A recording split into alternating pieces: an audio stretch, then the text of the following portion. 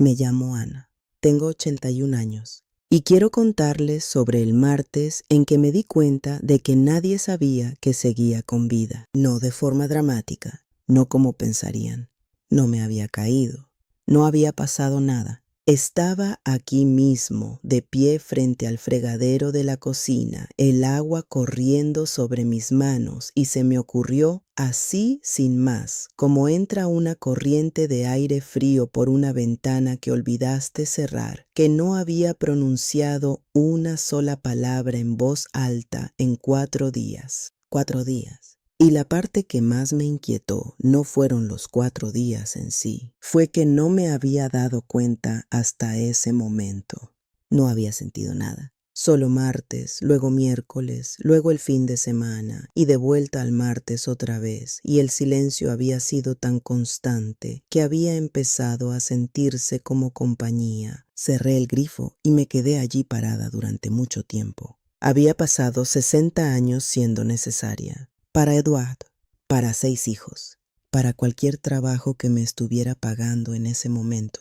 Necesaria constantemente, a veces más de lo que tenía para dar. Y luego, una por una, todas esas cosas se fueron, como caen las hojas, tan gradualmente que no te das cuenta de que el árbol está desnudo hasta que una mañana simplemente miras hacia arriba. Y yo estaba de pie frente a ese fregadero y el silencio se sentía enorme. Pensé que lo estaba manejando bien. Eso es lo primero que quiero decir. Genuinamente creía que lo estaba manejando. Me equivoqué en varias cosas. La primera era tan simple que todavía me da un poco de vergüenza admitirlo. Había dejado de salir de casa. No del todo, no de forma dramática. No estaba encerrada adentro con las cortinas cerradas, pero había reducido las cosas. Dejé de ir a lugares que no fueran estrictamente necesarios. El supermercado, sí. La farmacia cuando tenía que ir. La iglesia, la mayoría de los domingos, pero sentándome atrás y escabulléndome antes de que alguien pudiera atraparme en una conversación. Me decía a mí misma que solo estaba siendo sensata, conservando energía. Ya no era tan joven como antes y los días eran largos y francamente la gente era agotadora. Lo que no entendía, lo que me tomó un tiempo vergonzosamente largo entender, era que estaba perdiendo el hábito de estar cerca de la gente. Y como la mayoría de los hábitos que pierdes, no te das cuenta mientras está sucediendo. Solo te das cuenta cuando intentas retomarlo y descubres que es más difícil de lo que debería ser. La primera vez que me obligué a ir a una velada comunitaria en el salón parroquial, algo simple, mesas, café, gente sentada conversando sobre nada, casi me doy la vuelta en la puerta. Me quedé afuera en el frío probablemente 3 minutos. Me sentía ridícula. Soy una mujer que crió a 6 hijos y trabajó turnos dobles y manejó cada crisis que atravesó mi puerta. Y estaba parada afuera del salón parroquial con miedo de entrar sola.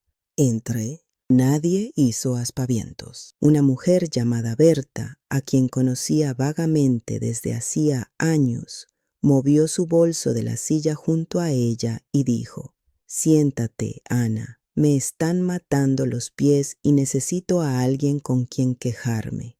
Me senté. Nos quejamos de nuestros pies durante 20 minutos. Fue la mejor conversación que había tenido en meses. No porque fuera importante, porque era ordinaria, porque estaba presente en algún lugar, con alguien, y no había tenido que ganármelo, o justificarlo, o ser útil para merecerlo. No sabía cuánto extrañaba lo ordinario, hasta que Berta le hizo espacio en una mesa plegable con mal café. La segunda cosa que estaba haciendo mal era más difícil de ver, porque estaba convencida de que no la estaba haciendo mal en absoluto.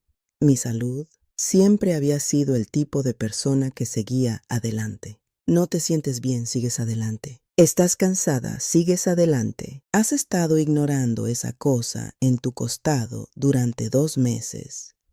Sigues adelante.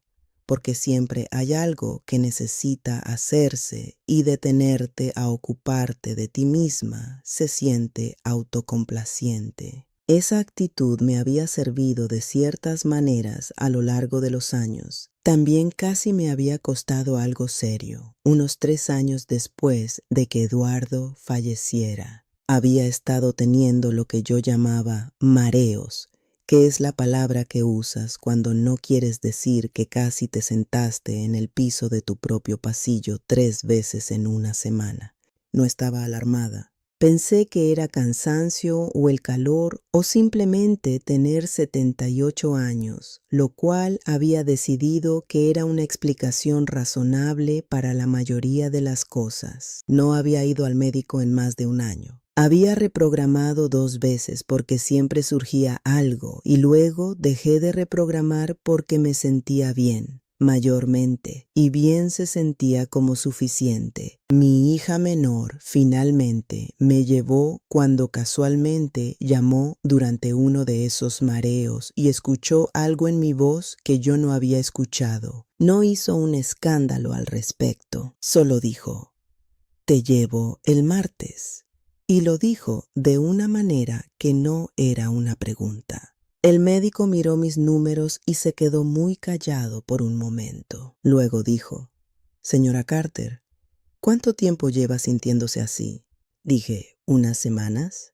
Dijo, «Su presión arterial ha estado en un rango peligroso. Podría haber tenido un derrame cerebral». Me quedé sentada allí en esa camilla cubierta de papel bajo esas luces blancas planas y me sentí por un momento completamente tonta. No porque hubiera estado enferma, porque lo había estado manejando sola, calladamente, en privado, de la manera en que manejaba todo, y lo había llamado fortaleza, cuando lo que realmente era terquedad disfrazada de ropa sensata. Ahora voy cada 6 meses sin que me lo pidan. Escribo las fechas en el calendario de la cocina, no porque vaya a olvidarlas, sino porque verlas allí las hace sentir como compromisos, como cosas que me debo a mí misma, lo cual resulta son la tercera cosa. Esta todavía me causa un pequeño destello de vergüenza, lo cual creo que significa que fue la más importante.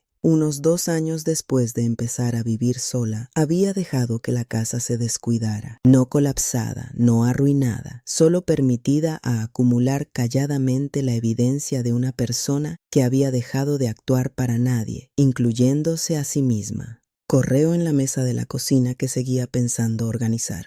Una bisagra rota del gabinete que esquivaba desde hacía 4 meses, cortinas en la habitación de atrás que habían estado a medio caer de la barra desde el otoño anterior y que seguía diciéndome que arreglaría en un día cuando tuviera más energía, que nunca parecía llegar. Suena menor. No se sentía menor. La pila de correo me estresaba calladamente cada vez que pasaba por la cocina, que era seguido, que era 10 o 15 veces al día. La bisagra rota hacía un sonido cada vez que abría el gabinete. Pequeños recordatorios constantes de bajo nivel de que las cosas no estaban siendo manejadas, de que yo no estaba al tanto, y nadie venía a verlo. Esa era la parte que me decía a mí misma.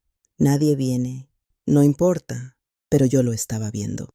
Todos los días. Un sábado por la mañana tuve a Denise, había dejado algo y yo había hecho café, y ella no dijo una palabra sobre nada de eso. Pero me vi a mí misma viéndola mirar la habitación y sentí algo que no había sentido en mucho tiempo. Vergüenza, no de su juicio, del mío. De la distancia entre la mujer que siempre había sido y la que actualmente estaba parada en esta cocina con una pila de correo que llegaba al frutero. No sé por qué esa mañana en particular cambió algo, pero lo hizo. Pasé toda la tarde ocupándome solo de esa mesa. Nada más, solo la mesa. Organicé el correo, tiré lo que había que tirar, pagué lo que había que pagar, puse el resto en una carpeta que encontré en el cajón de abajo. La mesa estaba despejada a las 4. Me preparé una taza de té y me senté allí y me sentí desproporcionadamente, casi ridículamente, mejor. No porque la mesa importara tanto,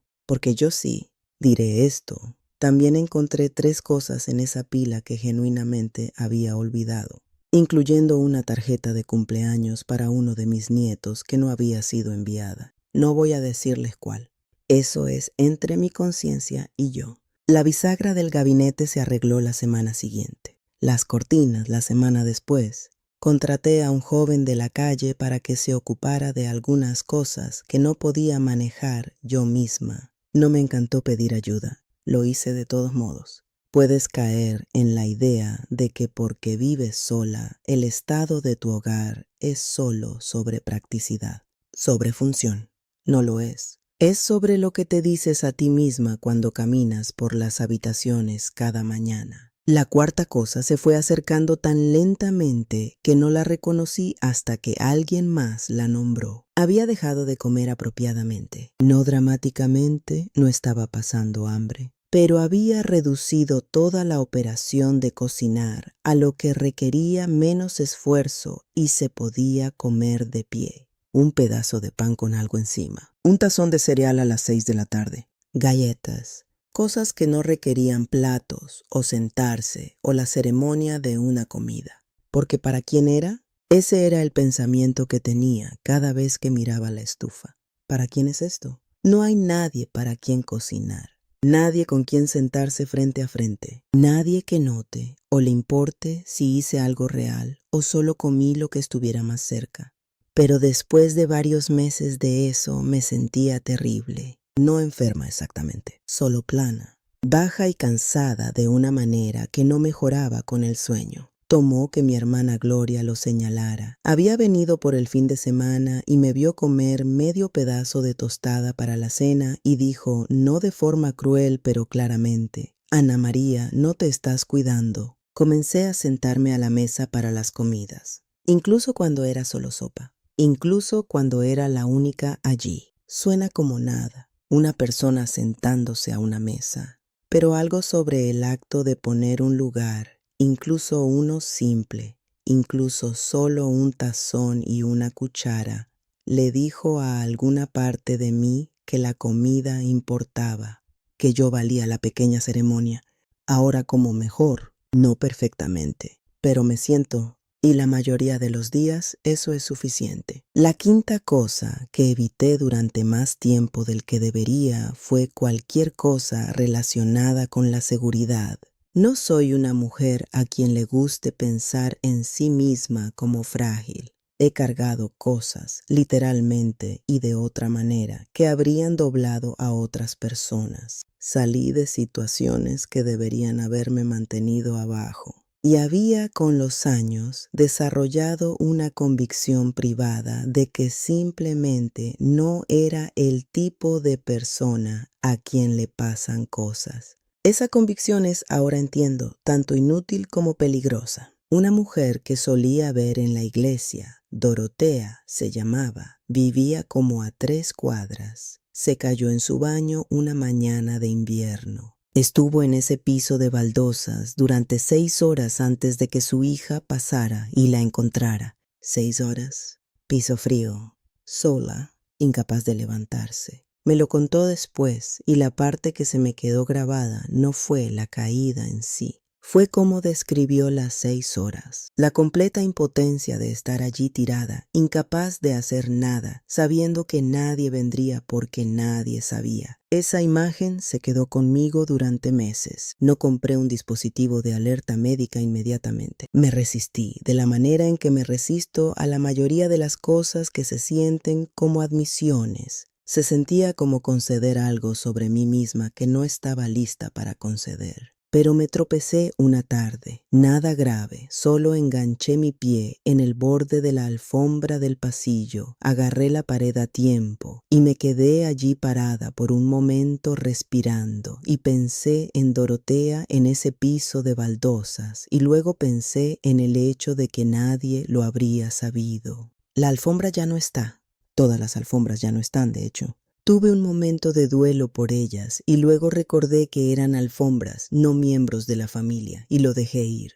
Tengo mejores luces en los pasillos. Una barra de apoyo en el baño que instaló el mismo joven que arregló el gabinete. Tengo un teléfono cargado y al alcance en todo momento, que es más de lo que puedo decir con certeza. Y tengo una lista en papel real, de personas a las que llamar en una emergencia, con sus números escritos en letras, lo suficientemente grandes como para no tener que encontrar mis lentes primero. Mi hija menor, Denise, a 3 casas de distancia. El vecino del otro lado. Preparada no es lo mismo que asustada. Eso me tomó un tiempo entender. La sexta cosa es una que casi no incluyo porque todavía se siente demasiado personal.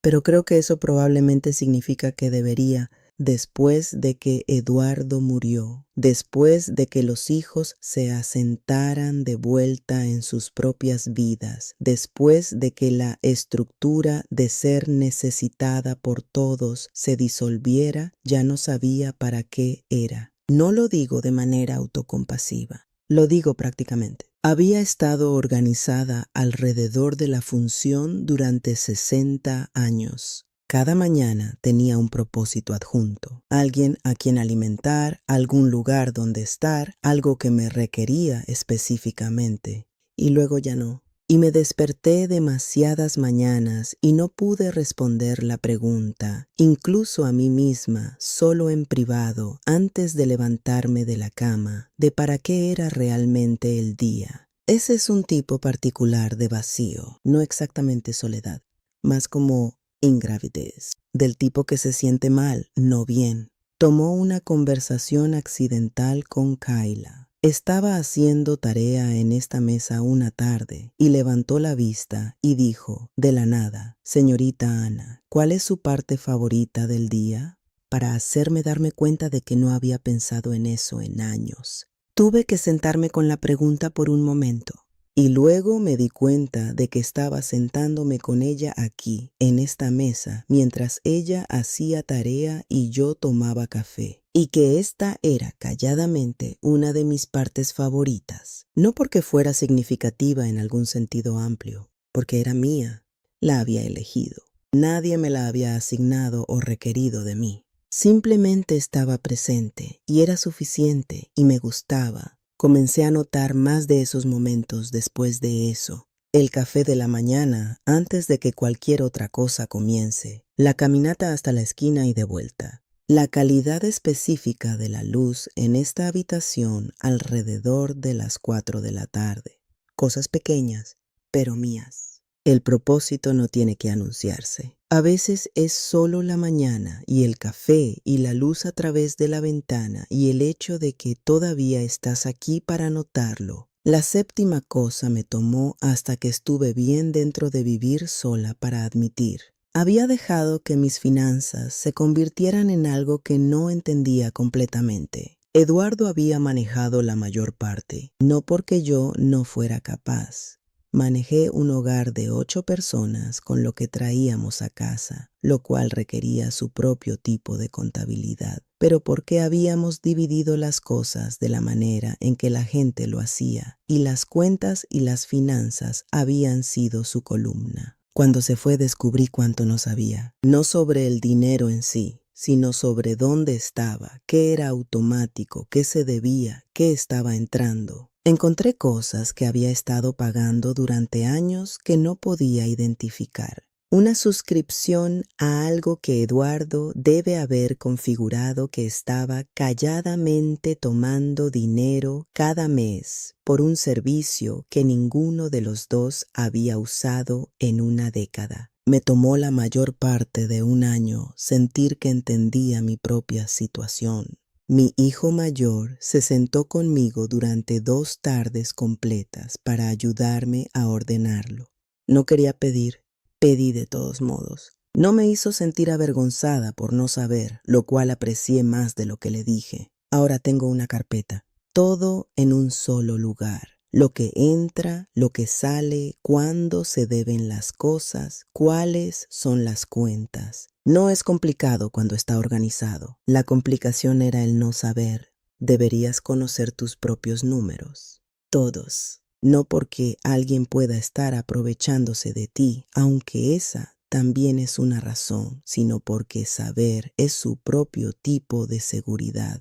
Porque cuando entiendes tu situación, puedes tomar decisiones desde ese entendimiento en lugar de desde el miedo. Hay algo en lo que he estado pensando últimamente que no había encontrado las palabras hasta ahora. Cuando Eduardo estaba vivo, solía creer que el trabajo de manejar una vida era algo que dividías entre personas. Así era simplemente como operaba. Tomabas tu mitad y alguien más tomaba la suya. Lo que no entendía entonces, lo que vivir sola me enseñó lentamente a lo largo de años, es que cuando estás sola, la división no desaparece. Solo se convierte en las cosas que manejas y las cosas que dejas caer. Y llegas a elegir. Cada día llegas a elegir cuál es cuál. Hubo mañanas en ese primer año cuando dejé caer muchas cosas. Cuando el correo se acumuló y la comida se volvió simple y la casa se quedó callada y me dije a mí misma que estaba bien, era suficiente, esto era simplemente lo que era ahora. Esas mañanas eran un tipo de duelo. Entiendo eso ahora. Pero el duelo no es donde te quedas. No lo resolví todo de una vez. Todavía no he terminado de resolverlo, si soy honesta. Todavía hay días cuando hago tostada para la cena y las cortinas podrían necesitar lavarse y no llamo a nadie porque llamar se siente como demasiado. Pero también hay mañanas, más de ellas ahora, donde me siento en esta mesa con café en ambas manos y la luz entrando justo así y pienso, construí esto.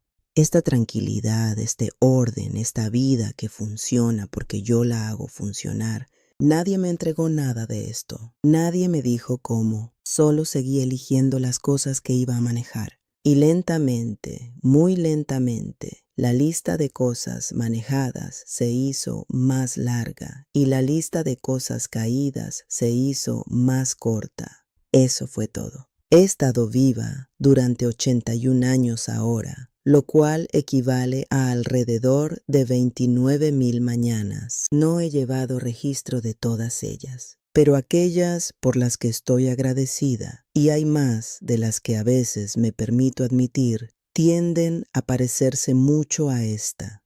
Tranquila, ordinaria, mía. No sé cuántas más hay. Ninguno de nosotros lo sabe y he hecho las paces con esa incertidumbre en particular. Lo que sé es que las que tengo valen el esfuerzo de presentarme a ellas apropiadamente. Eso es suficiente. Siempre ha sido suficiente. Si algo de lo que dije hoy se sintió familiar, si alguna parte se sentó en algún lugar de tu pecho y se quedó allí, espero que te sea útil, lo que sea que eso signifique para tu vida en particular. Gracias por pasar este tiempo conmigo. Lo digo más en serio de lo que probablemente suena. Si quieres sentarte aquí de nuevo, vuelve. Para eso está el botón de suscripción. No para nada grandioso, solo para la próxima vez que quieras sentarte con alguien un rato. Cuídate, lo que sea que eso signifique para ti.